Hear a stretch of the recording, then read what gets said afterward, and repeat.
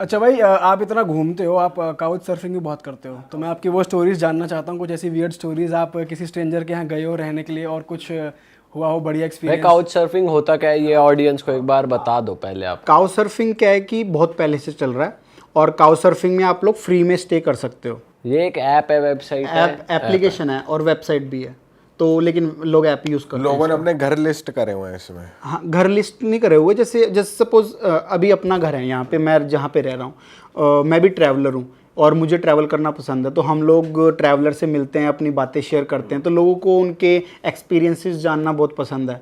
इस वजह से ये काउ सर्फिंग कम्युनिटी है। और तो आपने लोग रहते कौन सी कंट्रीज में काउच सर्फिंग करी हुई है? लगभग सभी कंट्री में की है मैंने। थोड़ा बताओ कुछ अब एक्सपीरियंस। जैसे मेरे साथ चोट हुई थी केनिया में। अफ्रीका में क्या है, मैं कोशिश करता हूँ हर कंट्री में काउ सर्फिंग करूँ ताकि मुझे लोकल इन्फॉर्मेशन मिले। पैसे बचाने के चक्कर में नहीं मैं रहता वहाँ पे, मेन रहता है कि लोकल से पता लग जाता है कि यार यहाँ पे कौन सी इंटरेस्टिंग जगह है विजिट करने के लिए। तो फिर मैं जब केनिया से युगांडा जा रहा था, तो एक बॉर्डर के पास एक टाउन था, उसके पास मैं रुका, उस बंदे के पास। तो रुका और उसने क्या है, उसके घर के बगल में एक कमरा था, वहाँ पे मुझे दे दिया कि बोले यहाँ पे रह ले तू। फिर मैं वहाँ पे रह रहा था, तो अगले उस रात को मेरे को बोलता है कि चलते हैं अपन पब में चलते हैं। मैंने अब यार किसी के पास रह रहे हैं, उसको ये थोड़ी बोलूँगा कि यार मैं नहीं जाऊँगा तेरे साथ। फिर वो एक रहता है ना कि यार इसको मैं फ्री स्टे कर रहा हूँ, ये तो साला जा ही नहीं रहा मेरे साथ में। तो मैंने कहा यार चलते हैं, कोई नहीं। और फिर मैं उसके साथ चला गया, और मैंने क्या डोर को लॉक नहीं किया, पीछे से मेरा लैपटॉप ले गया। और उस टाइम पे मेरे को इतना हेडेक हो, वापस आके देखा मेरा लैपटॉप ले गया, जेब में मेरे पाउच में थे लगभग $200 के आसपास थे, तो वो भी ले गया। तो फिर मैंने उसको बोला यार मेरा लैपटॉप चला गया।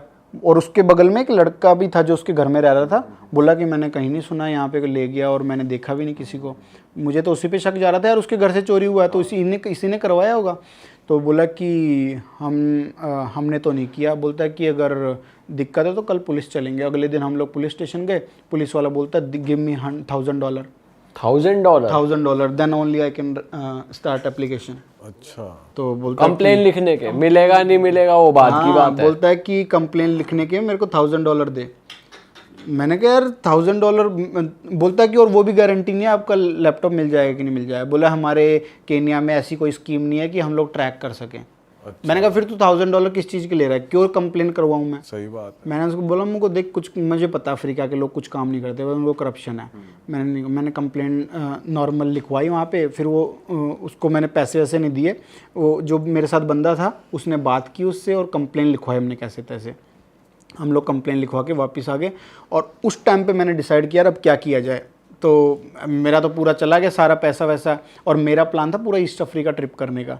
तो उस टाइम पे अब काफ़ी हेडेक हो गया। मैंने फिर खुद को समझाया, मुझे यार देख चीज़ें होती रहती है, कंटिन्यू कर ट्रिप को। और वो ट्रिप पूरी वाहियात थी मेरी लाइफ की। पूरी वाहियात ये थी। वही वाली ट्रिप है जो आपका पूरा अरेस्ट और arrest वगैरह हुआ। किडनैपिंग और ये सब हो गया था।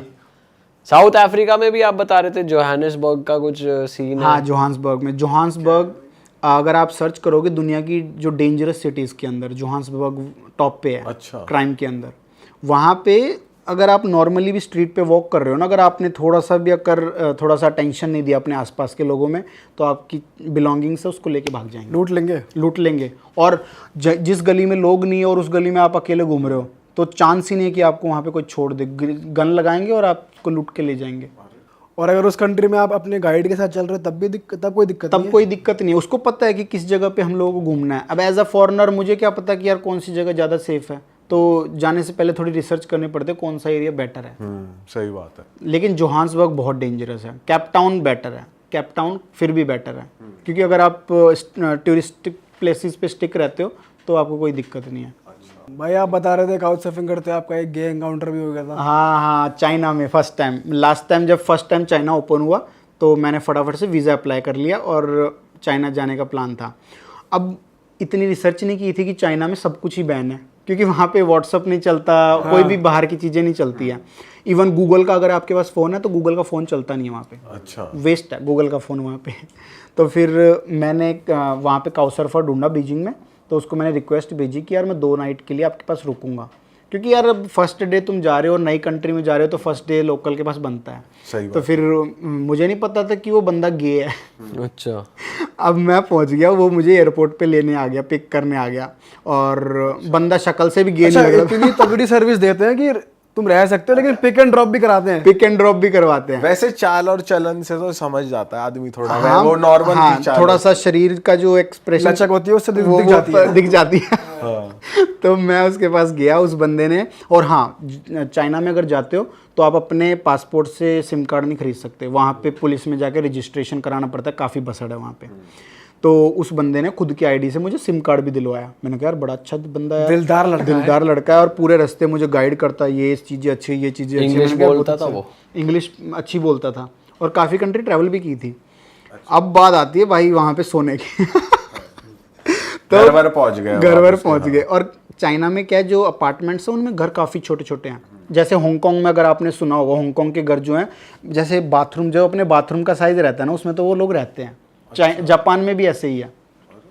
तो उसका घर काफ़ी छोटा था, उसमें से बाथरूम था और एक सोफे के बराबर उसका टॉयलेट था, उसमें छोटी सी सीट थी और छोटा सा नहाने के लिए था, तो छोटा सा बेड था। अब बोलता है कि सो जा भाई। ठीक है यार, लड़का ही है, मैं अपने रहता है ना, लड़का तो लड़के के बगल में तो सो सकते हैं। हाँ। लड़की का रहता है तो वो बंदा हिचकिचाता है। तो मैं सो गया वहाँ पे।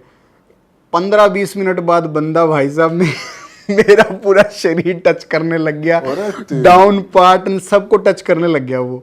और फिर आपको नींद में रियलाइज हुआ कि कोई टच कर रहा है? हाँ, मुझे रियलाइज हुआ यार कोई टच कर रहा है, और मेरी नींद खुल गई। फिर मैंने कहा क्या कर रहा है ये? फिर बोलता इट्स ओके, इट्स ओके। मैंने कहा कोई इट्स ओके नहीं है, मैं भाग पीछे। क्या हो क्या मेरे की दूर हट। फिर मैंने उसको पीछे पुश किया, तो बोलता है कि it's okay, I help you a lot and you have to spend a night with me. तो मैंने कहा यार मेरे को कोई इंटरेस्ट नहीं है बॉयज़ में। तो बोलता है कि it's okay, it's just one night. मैंने कहा कोई इट्स ओके नहीं है। फिर मैंने उसको लात मारी पीछे। मैंने कहा या तो मैं जा रहा हूँ यहाँ से। तो फिर बोला कि okay you can sleep, I will not touch you. मैंने कहा तेरे पे भरोसा ही नहीं है। फिर उसके बेड के साइड में थोड़ी सी जगह थी, वहाँ पे मैं कोने में सोया पूरी रात, और अगली सुबह 5 बजे और मैं वहाँ से निकल लिया। भाई कैसे सोए हो? मानना पड़ेगा, वहाँ उस टाइम टिक गया भाई, आपको उस टाइम निकल जाना चाहिए था, लात मार दे साढ़े। और सेम काउ सर्फिंग में मेरे साथ बाली में हुआ था। क्या? बाली में भी एक गे के साथ रुका था मैं। वो बोलता है कि नहाए तो दरवाजा खोल के ही नहा। वो क्या चाह रहा? ये कैसी वो है भाई? फेटिश है ये, नंगा कैसी नहाते कशिश देखो। है भाई? उसने मेरे को बोला कि आप दरवाजा खोल के नहाओ, I want to see you.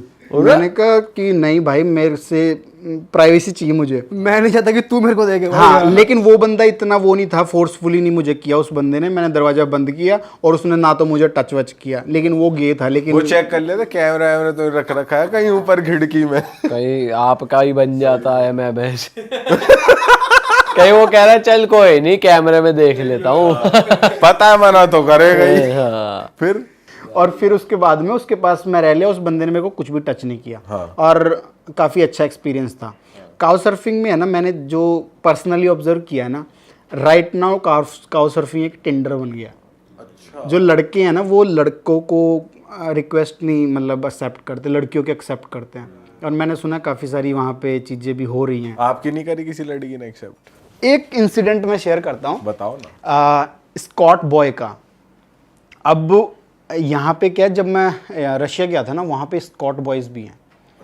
उनका थोड़ा सा सीन ऐसा है वहाँ। क्या होते हैं भाई स्कॉट बॉयज़? जो जैसे अपन लड़कियाँ ढूंढते हैं, लड़कियाँ लड़के ढूंढती है। जिगोलो टाइप्स हो गए वो। हाँ। वो बोलते हैं कि पैसे दो, मैं तुम्हारे साथ एक वन नाइट वाले।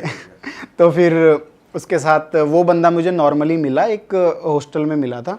हॉस्टल में भी पता नहीं वो काम करता था, मुझे लॉजिक समझ नहीं आया, लेकिन वो मुझे वहाँ मिला। तो वो मुझे बोलता कि चल बाहर चलते हैं, और अच्छा फ्रेंड बन गया, बातें सही कर रहा था। और मुझे नहीं पता था इस तरीके से बंदा, वो बंदा मुझे बाहर ले गया और एक होटल में लेके गया। वो लोग क्या करते हैं, यहाँ पे ऐसा चल रहा है, वो बंदे को किडनैप करते हैं, मतलब उसको भी स्कॉट बनाना चाहते हैं। मतलब इनका बहुत बड़ा रैकेट चल रहा है रशिया में, सबसे ज़्यादा इस चीज़ को लेके। तो वो बंदा मुझे ले गया, और वहाँ पे उसने कैमरे, जो जिस जगह में होटल में गए थे, बोला ये मेरा घर है, यहाँ पे मैं रह रहा हूँ। तो बोलता है कि तुम यहाँ पे सो जाओ, बिकॉज हम लोग दूसरी सिटी में गए थे। तो बोलता है कि यार यहाँ पे घूमेंगे, और फिर बोलता है कि वापस की हो जाएगा, तो यहाँ पे रुक जा। तो मैंने कहा यार फ्रेंड है, इसके पास रुक जाते, हॉस्टल अगले दिन चले जाएंगे। हाँ।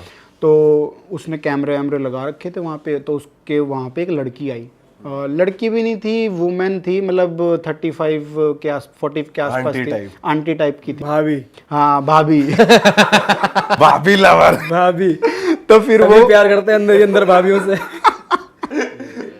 फिर वो मुझे बोलता है कि आपको इसके साथ सोना है।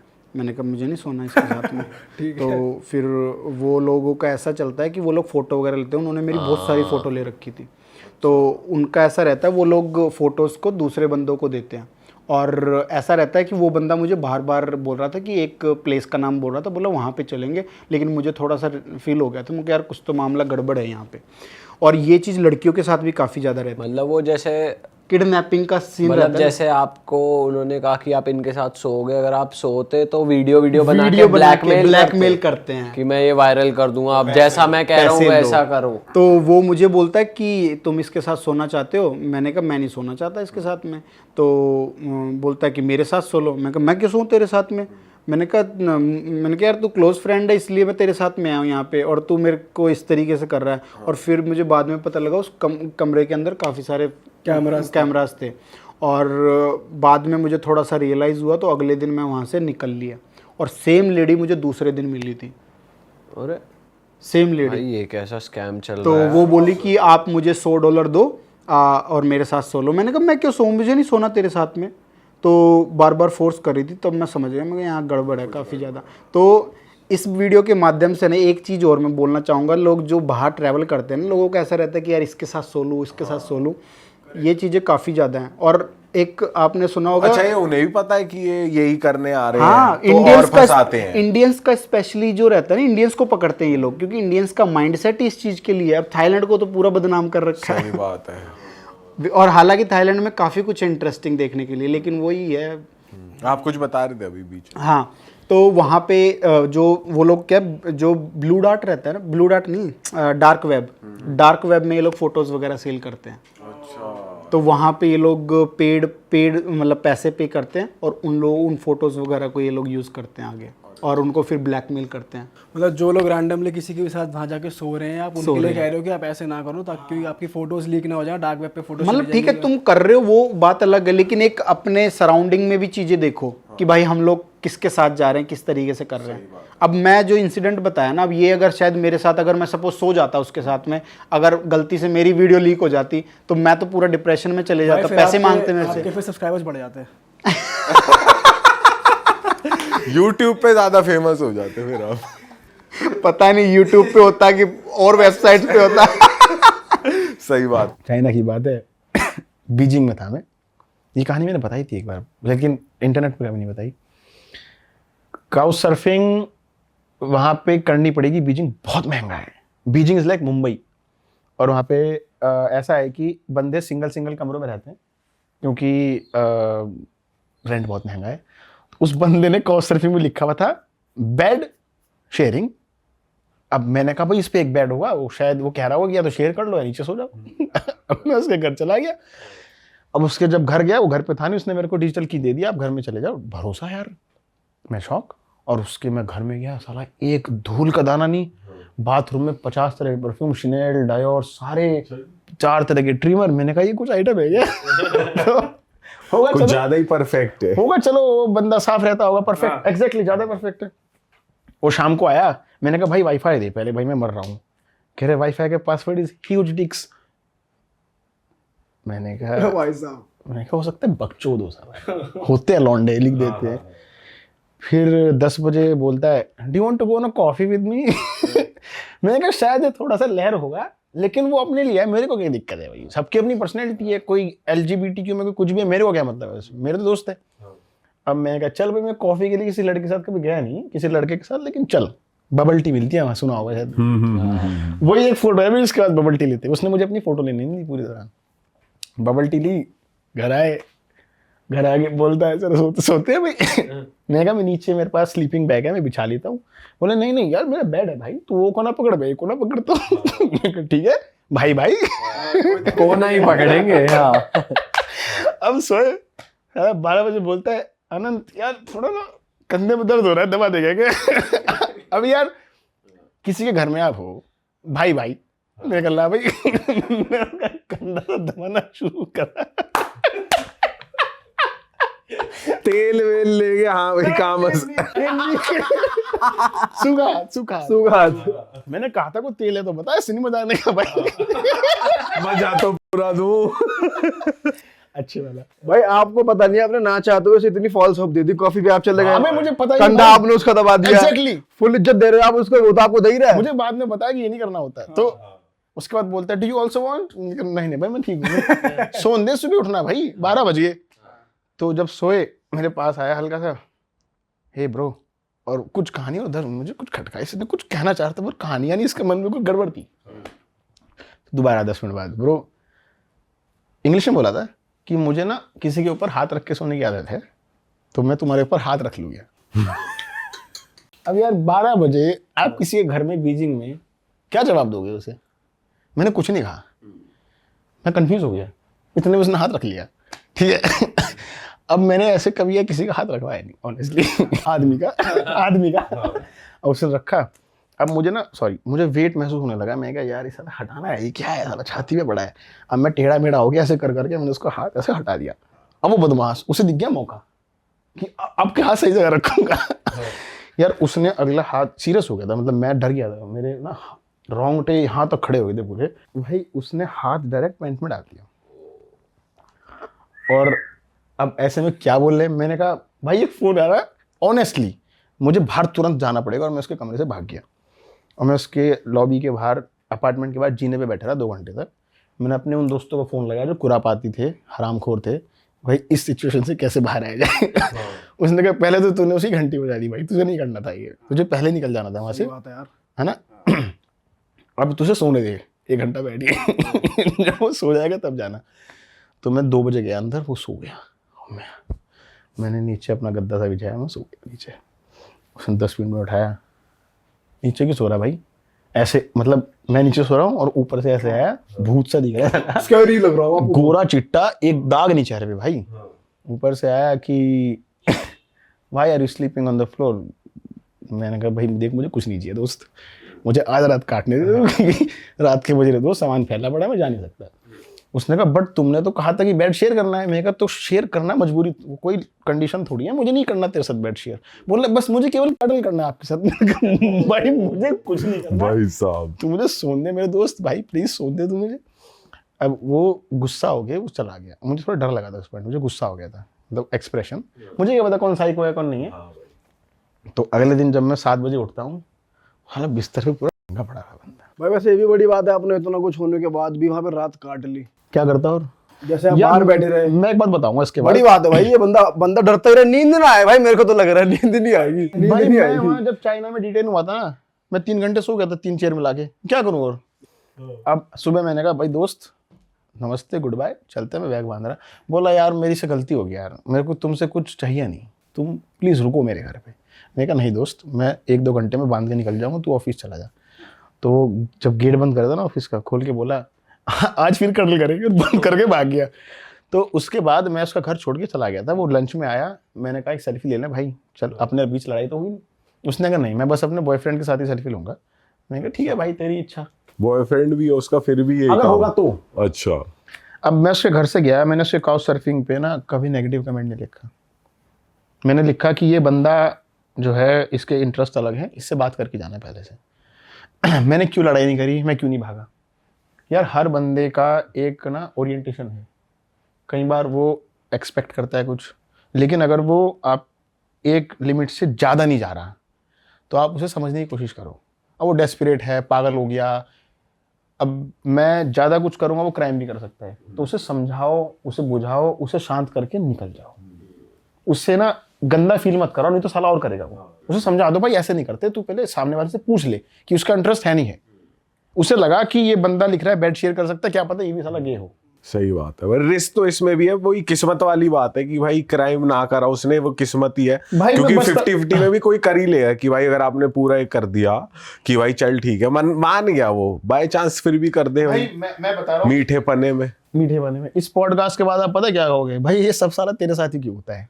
जो मेरा सबसे मोस्ट कमेंट प्रोफाइल पे आता है।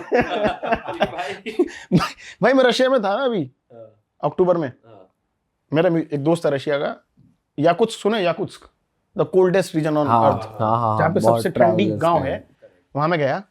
वहां मेरा एक दोस्त है, वो कैसे बना अलग कहानी है, वो मुझे लेने आया, बुढ़ा आदमी वो है, वहीं रहता है। वहीं का लोकल है, अच्छा। 60-65 की उम्र है, अच्छा आदमी है, कंपनी चलाता है 20-25 लोगों की, ऑफिस लेके गया, ऑफिस में लोगों ने कॉन्टैक्ट शेयर किए। शाम को एक बंदे का मैसेज आया, भाई साहब आपकी जर्नी अच्छी बहुत लग रही है। थैंक यू, मैं आपसे बात करना चाहता हूँ और मुझे मजा आ रहा है ये सब सुनने में। मैंने कहा ऑलवेज वेलकम, बियर पीते हैं कि एक वहाँ हॉस्टल? हॉस्टल है? हाँ, मैंने कहा एक एक बियर लेके बैठते हैं, बात करेंगे। मैं हॉस्टल में रुका हुआ था, अच्छा। 1200 रुपये हॉस्टल था, बहुत सस्ता था यार।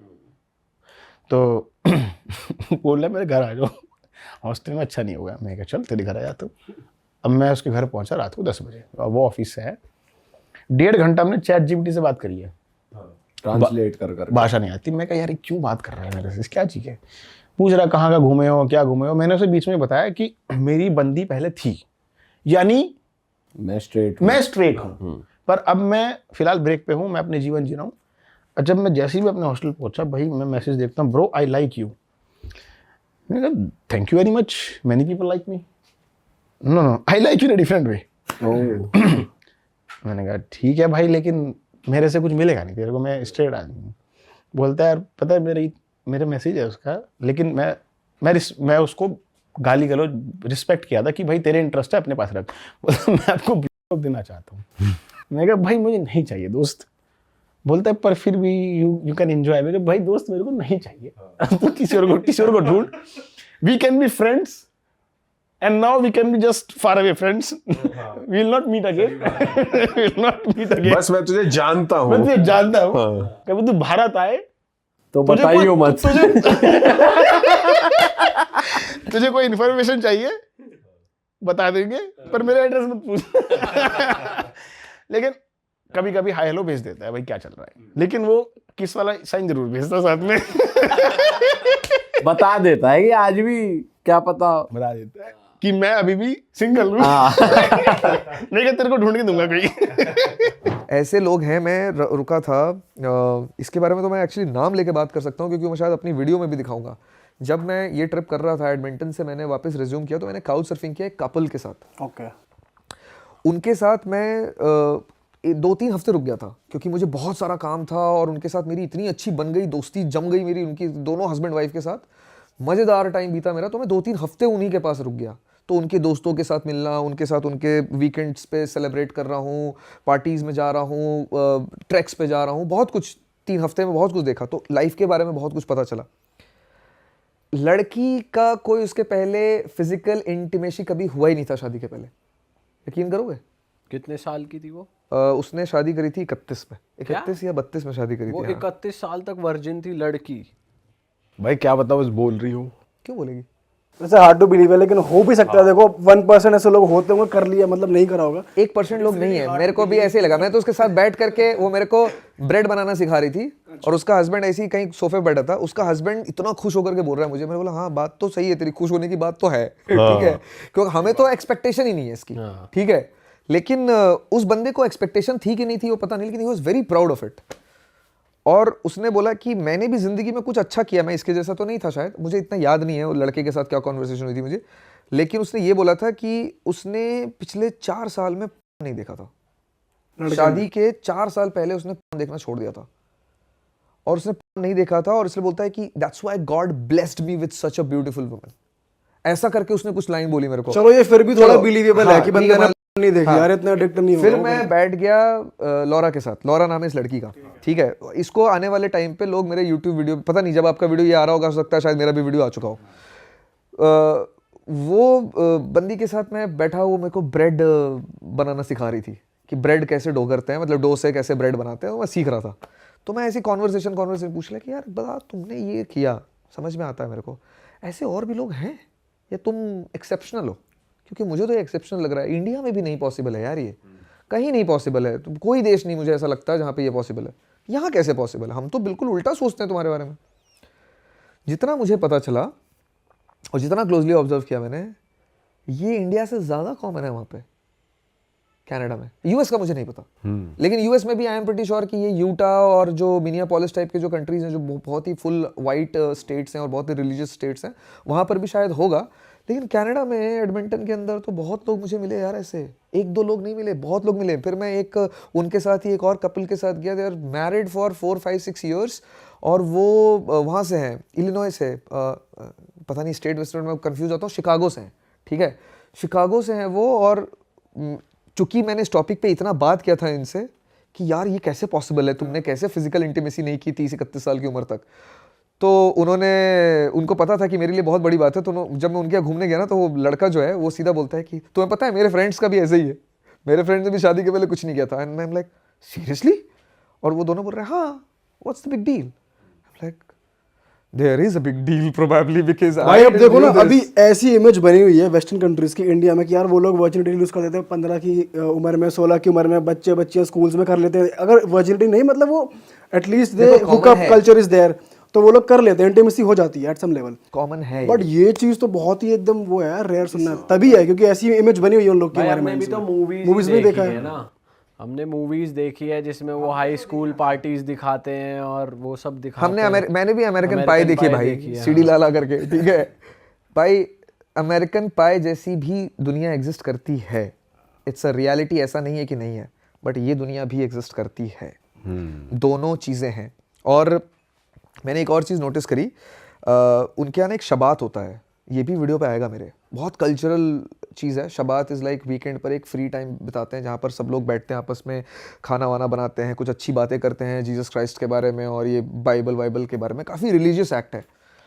ये लोग भी कर रहे थे वो, और उनके यहाँ पर लोग आ रहे हैं तो हर बार अलग अलग लोगों को बुलाते हैं और बाइबल के कुछ एक प्रोवर्ब्स पढ़ते हैं ये। तो मैं चूँकि 3 हफ्ते था उनके पास, तो हर हफ्ते मैंने 2-3 बार ये देख लिया। एक हफ्ते एज अ गेस्ट यहाँ पर एक बंदा आया जिसके साथ 2 बच्चे आए थे, एक 10 साल का होगा और एक 8 साल का होगा। अब और यही सब गेस्ट थे, और एक मैं था और ये कपल था। मुझे लगा आज क्या बाइबल के बारे में बात करेंगे, बच्चों को, तो बच्चे हैं आज, तो हम ही 2 बच्चे हैं, अब मुझे ही आज मैं, और मुझसे भी पूछते थे, तो मुझे तो बाइबल के बारे में कुछ नहीं पता उतना खास, तो मैं रामायण, गीता, महाभारत जो मुझे याद होता था वो बता देता था और बहुत खुश होते थे, क्योंकि सिमिलैरिटी तो है ही ना बुक्स में, जो उनके प्रोवर्ब्स हैं वही हमारे हैं, सारी किताबों में लिखा तो एक ही जैसा ज्ञान है। तो मैं गीता और रामायण की बातें कर देता था और बहुत खुश भी होते थे वो। उनको बहुत सारी चीज़ें इंडियन के बारे में मैंने बताई, इंडिया के बारे में। इन 2 बच्चों के सामने कुछ इसने डायरेक्टली क्वेश्चन पूछ दिया और मैं बोल रहा हूँ, मैं मनी माने एकदम रेडी हूँ अपने दिमाग में कि ये बच्चे क्या बताएंगे। भाई उसने एक्सप्लेन कर दिया पूरा। 10 साल का तो 10 साल का, वो 8 साल का बच्चा भी, और बिल्कुल चाय है ना ऐसे लेटा हुआ एकदम अपने पापा की गोद पे, no I don't know this, ऐसे से करके शुरू हुआ और 10 मिनट तक बोलते रह गया बाइबल के बारे में, बाइबल से रिलेटेड कोई कहानी के बारे में, किंग डेविड के बारे में वगैरह वगैरह, बहुत कुछ पता चला मुझे। किंग डेविड के बारे में पढ़ा मैंने, बहुत कुछ पढ़ा मैंने वहाँ पे। मैंने बोला यार बच्चों को इतना कैसे पता है। एंड इसको एक्सप्लेन करने के बजाय मैं यहाँ पर कट शॉर्ट करूंगा कि मुझे नहीं लगता है कि हमारे इंडिया के 10-12 साल के जो बच्चे हैं उनको इतना रामायण, महाभारत और गीता के बारे में पता है यार, जितना वहाँ के बच्चों को पता है इस उम्र में, या मुझे मेरे बचपन में पता था। मुझे जितना रामायण महाभारत 10वीं-12वीं तक पता, 10वीं-12 साल की उम्र तक पता था, मुझे लगता है कि आज के बच्चों को पता है, लेकिन वहाँ के बच्चों को पता है यार बाइबल के बारे में, डेविड को नहीं पता है यहाँ के। तो बहुत फ़र्क है यार। मतलब ये इंटीमेसी और ये फिजिकल इंटीमेसी में बहुत ओपननेस है, नो डाउट अबाउट इट, क्योंकि कल्चरली इंड्यूस्ड है कि ये कोई बहुत बड़ी बात नहीं है, ख़राब बात नहीं है, कुछ हो नहीं जाएगा, टच हो जाएगा तो ठीक है, इसीलिए शायद सेफ है, ईव टीजिंग नहीं होती है। जो चीज़ मिल जाती है उसके बारे में आप ज़्यादा सोचते नहीं हो ना, तो वो ईजिली मिल जाती है, और इसीलिए अब लोगों को ये समझ में आने लग गया है कि मिल तो जाएगी लेकिन कंट्रोल करो। क्योंकि कंट्रोल करके जहाँ पहुँचोगे और एक के साथ रहोगे तो वो ज़्यादा बेटर है। जो हमारे पूर्वज कह करके गए हैं वो वेस्ट में भी है, ऐसा नहीं है कि वो हमको फॉलो कर रहे हैं, उनके बाइबल में और हर जगह पे भी इस तरह की चीज़ें हैं शायद, जितना मुझे उनसे बात करके समझ में आया। पढ़ा तो मैंने कुछ नहीं है, ठीक है, थोड़ा बहुत जो मुझे उनसे पता चला। सो या दिस इज़ देयर कल्चर में। तो मैं अफ्रीका जा रहा हूँ, अफ्रीका में जाने से पहले ही लोग डरते हैं, बट क्या है मेरे अंदर एक चूल है, वो उसको मैं डिफाइन नहीं कर सकता क्या, बट है, मैं कुछ अलग करने की सोचता हूँ। तो हुआ क्या, मैंने सोचा यार देखते हैं कि इस बार ना होटल में नहीं रुकते हैं, किसी लोकल के घर रुकते हैं। तो काफ़ी ट्रैवलर्स यूज़ करते हैं काउच सर्फिंग, ताकि एक तो सस्ता, फ्री में आपको स्टे मिल गया, लोगों के यहाँ रह सकते हो, नया एक्सपीरियंस मिलता है। बट अफ्रीका में आप पहली बार चूज़ करोगे, ये बहुत अजीब। सही बात है भाई, ऐसी कंट्री में जिसके बारे में बहुत नेगेटिव सुना है, वहाँ जाके तुम काउच सर्फिंग कर रहे हो, बड़ी बात है, पहली बार, वो भी पहली बार। और मुझे उम्मीद भी नहीं थी क्योंकि उसमें रेटिंग चलती है, तो मैं पहला फ्रेश लॉगिन किया, मैंने ऐसी ट्राई कर लिया। तो भाई मेरी रिक्वेस्ट एक्सेप्ट की एक लड़की थी वहाँ पे, सिसिलिया, उसने। ठीक है भाई, मैंने भी यार ठीक है, और नायरोबी में वो रहती थी, और नायरोबी में मुझे रुकना था, तो मैंने भी एक्सेप्ट कर लिया भाई। उसका मैसेज आ गया, आप जब आओ तो मुझे इस नंबर पे कॉल कर लेना। अब यार मैं 5 मिनट ही सोचा कि यार हालांकि मैं जानता भी नहीं यार इसको, मैं कभी मिला नहीं, मेरे पास नंबर नहीं, मैंने देखा नहीं। अब ये बंदी बोल रही है आके मेरे घर पे रुक लेना। अब जो लॉन्ग टाइम से कर रहे हैं उनको शायद इसका अप डाउन पता है, मुझे नहीं पता। तो मैं सोचा यार ये कैसे करना कैसे है, बट मैंने सोचा चलो एयरपोर्ट पे उतरेंगे तब प्लान करते हैं। तो भाई अपन एयरपोर्ट पे उतरे, फिर सोचने लगे क्या करते हैं। तो मैंने यार चलो देखते हैं, कुछ नहीं समझ में आएगा तो होटल देख लेते हैं आसपास। तो वहाँ पे मैंने एक होटल देख लिया बैकअप में, मैं निकल लूँगा वहाँ से भाई। तो मैंने टैक्सी की और मैं उसके घर भाई पहुँच गया। उसके एरिया में पहुँचा तो मैंने उसको व्हाट्सएप कॉल की। अभी तक हमारी कॉल पे कोई बात नहीं हुई है, सिर्फ मैसेज पे बात हुई है, हाँ you can come, no problem, ये मेरी लोकेशन है, टैक्सी वाले को ऐसे ऐसे बोल देना। और भाई जो हाँ उसका घर था बड़ा शेडी एरिया था। मतलब कि एक तो नायरोबी है वो है जो दिखता है जहाँ पर मतलब बढ़िया बढ़िया बिल्डिंग है, एक है पीछे जहाँ पर नाले से बह रहे हैं एकदम ऐसे, मतलब जो अफ्रीकन आप इमेजिन करते हो वहाँ घूमते रहते हैं। आउटस्कर्ट्स में था थोड़ा सा ना, उसका नाम था डोनहोल्म विलेज। तो भाई वहाँ घुसे हम, तो मैं उसको कॉल करता हूँ, कहती ये ग्रीन गेट होगा वहाँ पर गाड़ी, ग्रीन गेट दिख रहा है। मैंने कहा हाँ, कहती रोक लो यहाँ पर गाड़ी, ये मेरा घर है। ठीक है, मैंने कहा भाई आ जाओ। तो कहती मैं तो हूँ ही नहीं घर पे। मैंने कहा अच्छा। फिर कहती मेरी बेटी है वो आएगी। अब यार मुझे बड़ा अजीब लगे कि यार जिसने मुझे बुलाया वो नहीं, उसकी बेटी है, और मैं कैसे यहाँ पे, और रात हो गई थी, 9-10 बज गए थे और मुझे रुकना है। तो अच्छा ठीक है भाई, उसकी बेटी आई, उसने गेट खोला और कहती आ जाओ। मेरे लिए बड़ा अजीब सी बात है यार कि हमारे इंडिया में कैसे हो जाए कोई अपनी बेटी के साथ, यार कोई नए ट्रैवलर को कैसे छोड़ देगा। सही बात है। अब यहाँ से मेरे को थोड़ा शेडी लगने लगा कि यार ये कुछ पंगा तो नहीं है यार। एक डॉग था उनके घर में, तो भाई मैं घुस गया घर में। ठीक है, और घुसते ही भाई मैंने तो अपना बैग वहाँ रखा है, ऐसे ही सोफ़ा, ये एंट्री थी, मैं बैठ गया यहाँ पर कि अब क्या है। तो मैंने कहा आपकी मम्मी कब आएंगी? तो बोलती, उसका नाम था जॉय। तो वो कहती वो तो सुबह आएंगी। मैंने कहा अच्छा। तो फिर मतलब मेरे को कहाँ रुकना है, तो वो रूम में लेके गई। कहती ये बेड है, बंक बेड थे उनके पास, 2 रूम थे, एक जो जिनका ओनर थी उसका बेडरूम था और एक रूम था उसमें बंक बेड थे। तो उसमें एक लड़की वो रुकी हुई थी, मतलब उसका बेड था, एक मुझे बोल रही ट्रैवलर ही रुकी हुई थी? नहीं, वो उनकी बेटी थी। अच्छा, वो बेटी का ही रूम था, ऊपर बेटी और बंक बेड पे ऊपर बेटी, नीचे उसने बोला आप ले लो या मम्मी का बेडरूम ले लो। तो मैंने कहा भाई बेडरूम तो मैं नहीं लूंगा, अच्छा नहीं लगता, तो मैं यहाँ सो जाता हूँ। अब तक मुझे नहीं पता था कि ये लड़की ऊपर सो रही है, क्योंकि अभी मुझे लगा बेडरूम में सो जाएगी, इसलिए मैंने बंक बेड बोल दिया भाई। ठीक है, बच्ची थी, मतलब 18-19-20 साल की होगी, कॉलेज में थी वो। तो भाई मैं इसलिए बैठ गया, मैंने ठीक है मैं यहाँ सो जाऊँगा यार, बैग रखा, मैं अपना सोफे पे बैठ गया। अभी तक माइंड में ना, आप कितने ही ट्रैवल किए हो भाई, आप जब भी नई कंट्री में जाओगे ना तो वो एक अलग फीलिंग होती है।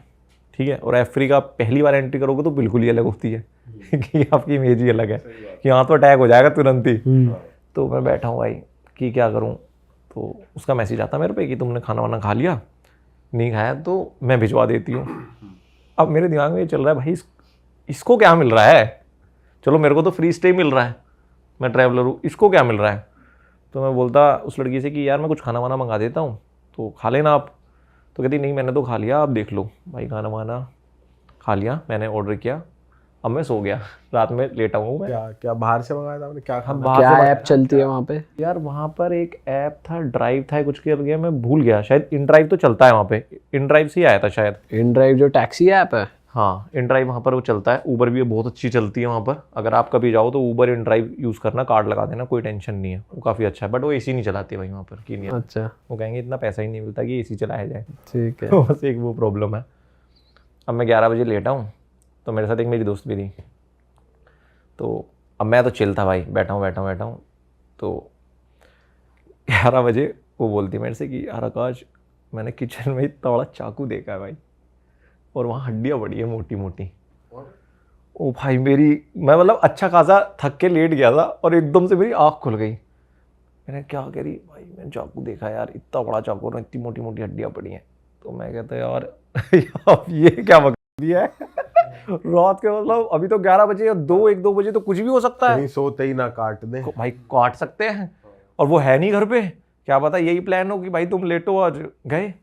भाई मैं खड़ा हुआ और मैंने देखा किचन में वो आगे में भाई इतना इतना बड़ा वाला चाकू नहीं होता, वो पड़ा हुआ है पूरा, और वो हड्डी पड़ी हुई है। अब वो हड्डी थी बकरे वकरे की थी, मतलब मोटी मोटी थी, बट हालत ख़राब करने लायक अच्छी थी भाई। मैंने कहा यार क्या करें यार अब रात में भी कहाँ निकले यहाँ पर, 12 बज गए, 1 बज गया यार, बैठते हैं कॉफ़ी वॉफ़ी पीते हैं आज, ब्लैक कॉफ़ी। सोएंगे नहीं आज एडिट कर लेते हैं जो बनाया है ना, एडिट करते हैं आज। पर भाई हम 2-3 बजे सो गए वहीं सोफे पे। आई गई नींद। सुबह खुली 9 बजे, तो जोए जा रही थी, वो बोलती कि एक्सक्यूज़ मी कि काश मैं वहाँ जा रही हूँ स्कूल। मैंने कहा ठीक है भाई, अब कौन रहेगा घर पे? वो कहती हो कोई नहीं, आप रहो आराम से।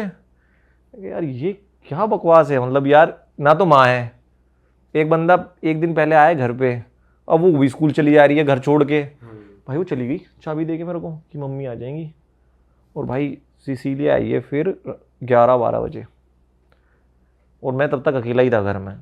तो ये मेरी लाइफ का एक ऐसा एक्सपीरियंस था कि जिसने, जो है ना वो टुच्चा माइंडसेट होता है हम लोगों का कि जो आ रहा है चोरी है, जो आ रहा है कुछ खराब नीयत से ही आ रहा है, ये चीज खराब करेगा, पता नहीं कुछ उठा के ना ले जाए।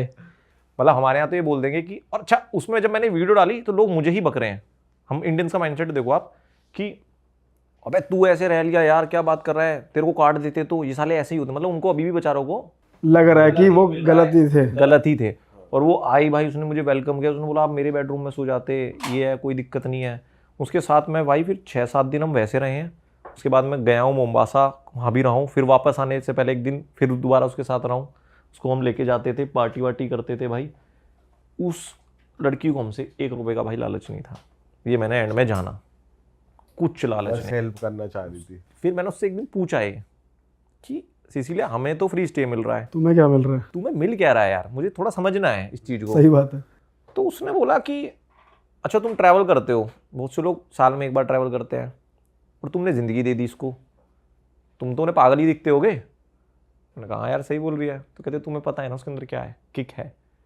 तो ऐसे मुझे पता है, मैं कभी ट्रैवल नहीं कर सकती, बट आप मुझे कंट्री बोलो, मैं उस कंट्री के लोगों के बारे में बता दूंगी आपको, एक एक कुंडली बता दूंगी कि वो कैसे हैं। कहती मैं चाइनीज़ को अब होस्ट नहीं करती।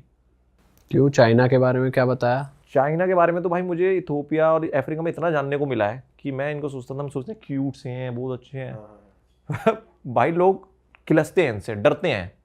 उसने बोला चाइनीज़ को होस्ट नहीं करना, बड़े बदतमीज़ होते हैं, रूड होते हैं बात करने में, बहुत रूड होंगे। आपके घर में आएंगे, जैसे अब आप हो, आप बैठे थे मेरा वेट कर रहे थे, आए गले लगे यार खाना, क्यों मैंने बोला यार खाना वाना खाते हैं, पिज़्ज़ा मंगाया, क्यों इतना यार अच्छा इंसान मिल जाए, आपको ट्रीट करना चाहिए उसको ना अच्छा।